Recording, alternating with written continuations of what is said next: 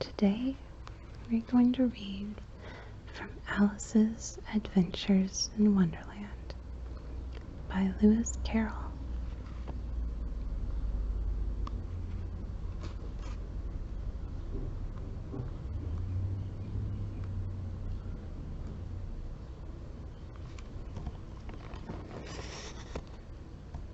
Chapter 1. Down the Rabbit Hole. Alice was beginning to get very tired of sitting by her sister on the bank and of having nothing to do. Once or twice she had peeped into the book her sister was reading, but it had no pictures or conversations in it. And what is the use of a book, thought Alice, without pictures or conversations?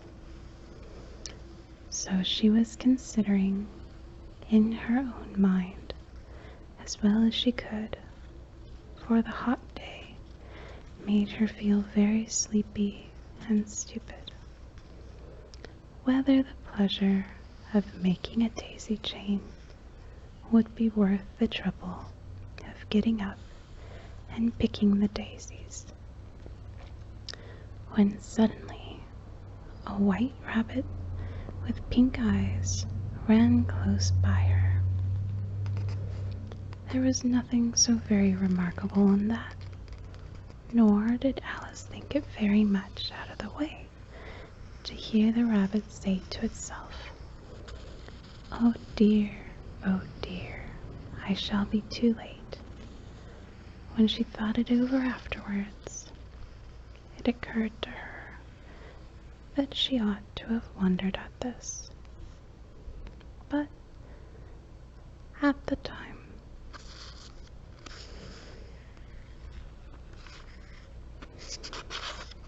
it all seemed quite natural. But when the rabbit actually took a watch out of its waistcoat pocket and looked at it, and then hurried on, Alice started to her feet, for it had flashed across her mind that she had never before seen a rabbit with either a waistcoat pocket or a watch to take out of it. And so, burning with curiosity, she ran across the field after it, and was just in time to see it pop down a large rabbit hole under the hedge. In another moment, down went Alice after it, never once considering how in the world she was going to get out again. The rabbit hole went straight on, like a tunnel for some way, and then dipped suddenly down, so suddenly that Alice had not a moment to think about stopping herself before she found herself falling down what seemed to be a very deep well. Either the well was very deep, or she fell very slowly, for she had plenty of time as she went down to look about her and to wonder what was going to happen next. First she tried to look down and make out what she was coming to, but it was too dark to see anything. Then she looked at the sides of the wall and noticed that they were filled with cupboards and bookshelves. Here and there she saw maps and pictures hung upon pegs. She took down a jar from one of the shelves as she passed.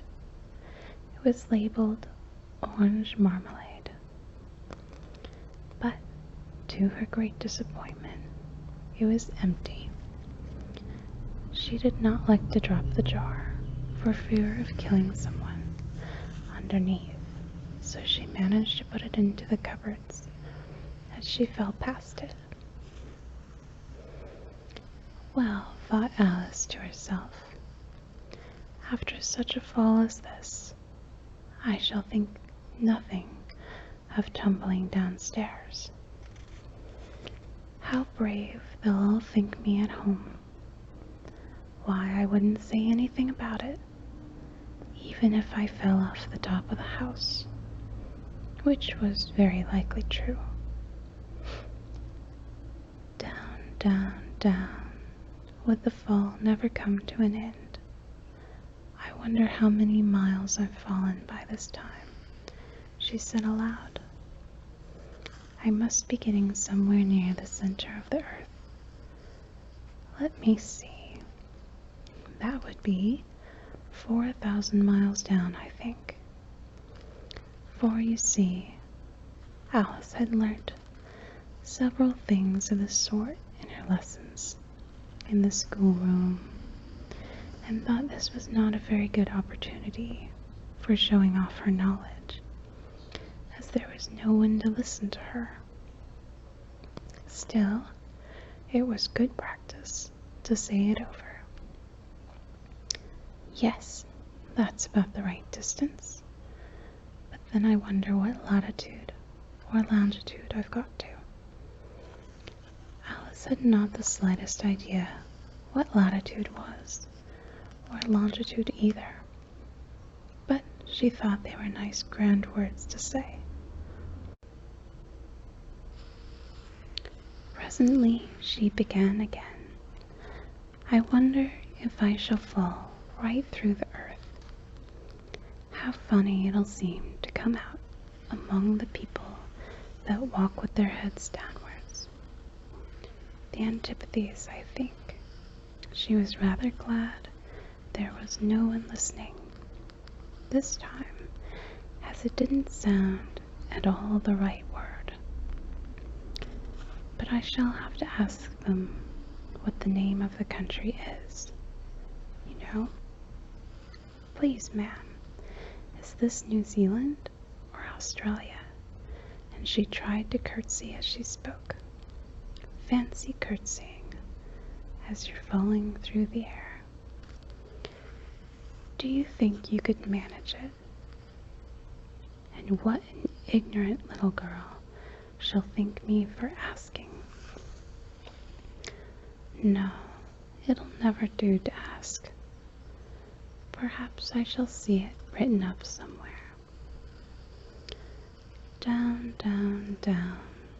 There was nothing else to do, so Alice soon began talking again. Dinah'll miss me very much tonight, I should think. Dinah was the cat. I hope they'll remember her saucer of milk at tea time. Dinah, my dear, I wish you were down here with me. There are no mice in the air, I'm afraid, but you might catch a bat. And that's very much like a mouse, you know. But do cats eat bats, I wonder? And here Alice began to get rather sleepy, and went on saying to herself, in a dreamy sort of way, do cats eat bats? Do cats eat bats? And sometimes do bats eat cats? For you see, as she couldn't answer either question, it didn't much matter which way she put it. She felt that she was dozing off, and had just begun to dream that she was walking hand in hand with Dinah, and was saying to her very earnestly, "Now, Dinah, tell me the truth. Did you ever eat a bat?" When suddenly, thump, thump, down came upon a heap of sticks and dry leaves, and the fall was over. Alice was not a bit hurt, and she jumped onto her feet in a moment. She looked up, but it was all dark overhead. before her another long passage, and the white rabbit was still in sight, hurrying down it. There was not a moment to be lost. Away went Alice like the wind, and was just in time to hear it say, as it turned a corner, "Oh, my ears and whiskers, how late it's getting." She was close behind it when she turned the corner, but the rabbit was no longer to be seen.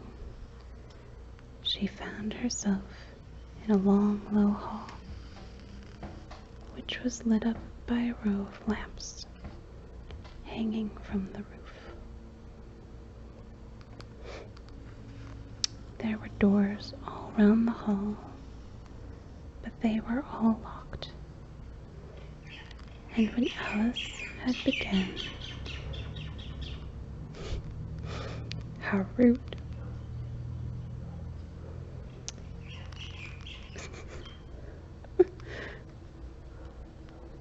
And when Alice had been all the way down one side and up the other, trying every door, she walked sadly down the middle, wondering how she was ever to get out again. Suddenly, she came upon a little three-legged table, all made of solid glass.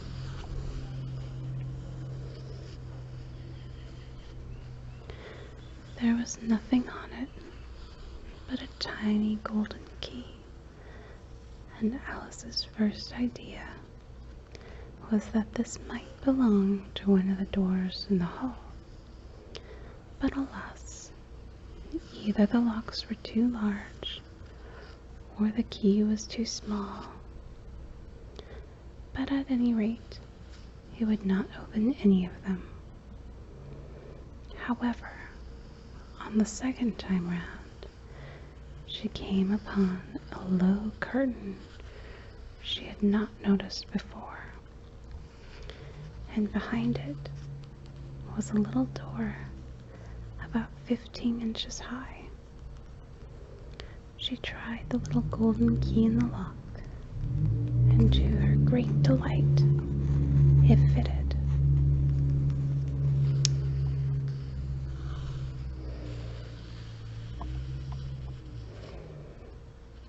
Alice opened the door and found that it led into a small passage, not much larger than a rat hole.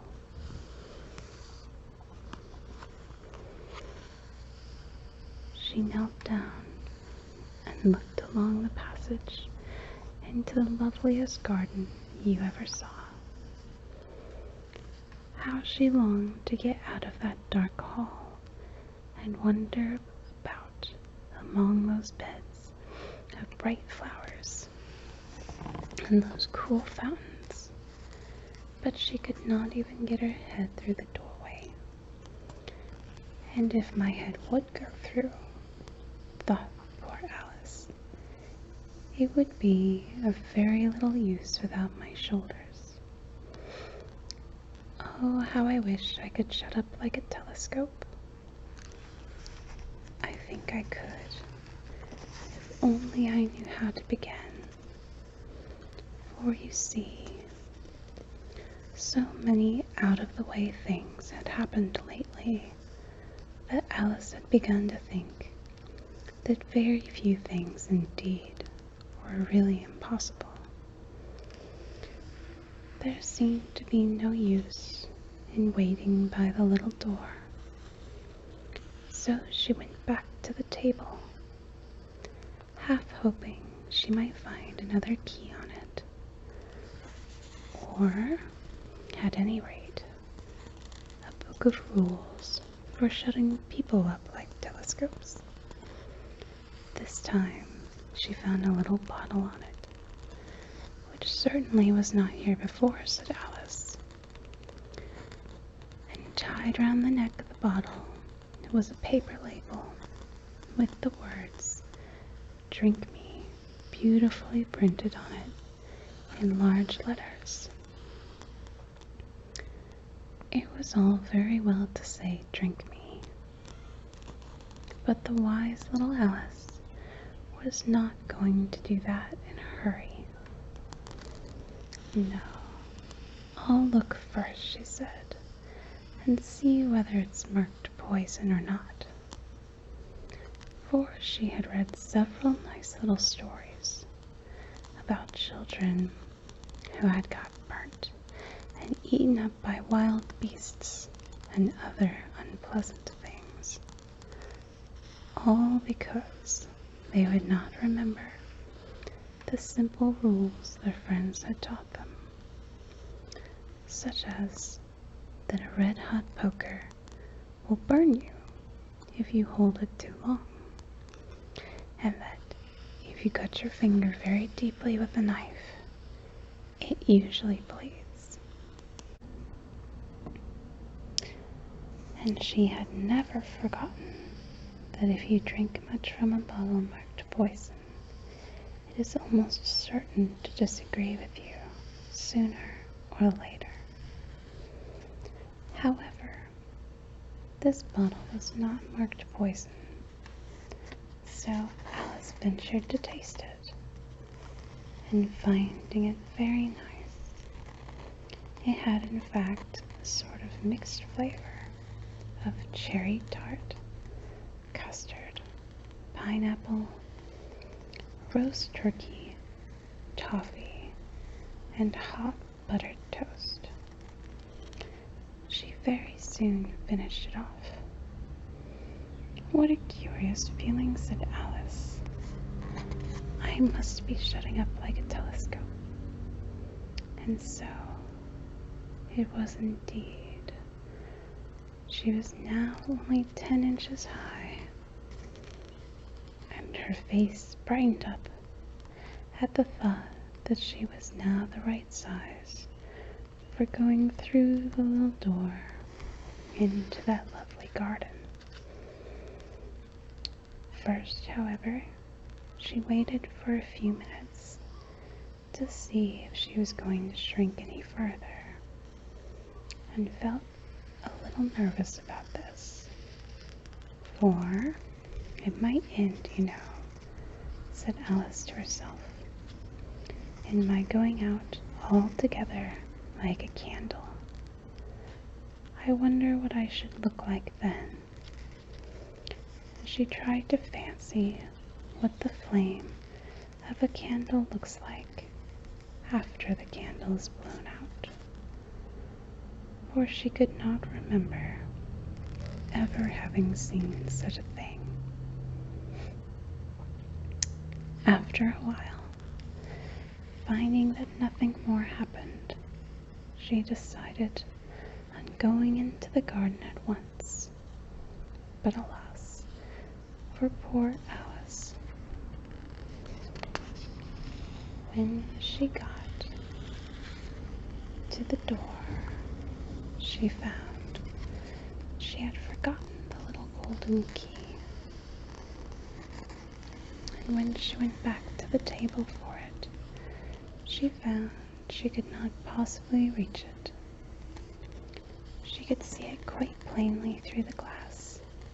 She tried her best to climb up one of the legs of the table, but it was too slippery, and when she had tired herself out with trying, the poor little thing sat down and cried. "Come, there's no use in crying like that," said Alice to herself rather sharply. "I advise you to leave off this minute." She generally gave herself very good advice, though she very seldom followed it.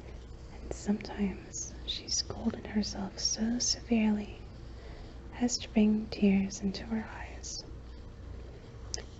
And once she remembered trying to box her own ears for having cheated herself in a game of croquet she was playing against herself. For this curious child was very fond of pretending to be two people. But it's no use now, thought poor Alice, to pretend to be two people.